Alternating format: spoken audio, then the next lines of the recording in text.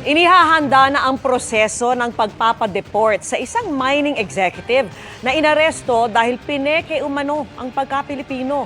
Binabantayan na rin ng Bureau of Immigration ang iba pang personalidad, kabilang na ang mga posibleng tumulong sa kanya. At nakatutok si Dano Tingkungko. Isang malaking negosyante sa Pilipinas si Joseph C., ang mining executive na inaresto dahil sa pamimeke umano ng kanyang pagka-Pilipino. Chairman siya ng Global Ferronickel Holdings, isang kumpanya na nakalista sa Philippine Stock Exchange at ikalawang pinakamalaking nickel ore exporter sa Pilipinas. Bukod kay C., ilan pang personalidad ang binabantayan ng Bureau of Immigration. We're looking at big people already. We're looking at people of influence already.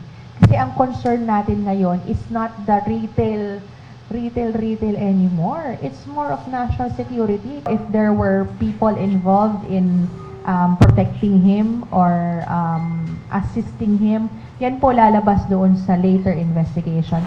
Inaresto si C matapos magtugma ang kanyang biometric sa biometric ng isang Chinese national. Nakakulong siya ngayon sa Immigration Detention Facility sa Camp Bagong Diwa at inihahanda na ang deportation proceedings. Pero nananawagan ng kumpanya ni C na Global Ferronickel Holdings na palayain ang kanilang chairman. Valid umano ang Philippine passport ni C, hindi siya sangkot sa kahit anong kriminal na aktibidad at malaki ang kontribusyon sa ekonomiya dahil sa mga buwis at regulatory fees na ibinayad nito sa gobyerno. Nauna na ring tinawag ng Philippine Nickel Industry Association na illegal at hindi makatarungan ng pagkakaaresto kay C dahil dati nang pinatotoo ng Bureau of Immigration na isa siyang Filipino citizen.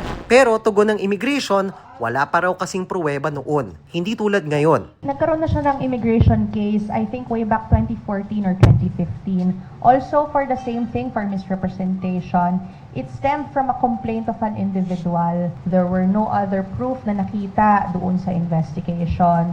So ito pong kaso na ito ay na-dismiss. Ngayon, it's different because government intelligence sources have given us a name. At itong Chinese name na ito, we cross-matched with our records at doon lumabas yung biometric information ng Chinese individual na ito at nung Filipino individual na ito.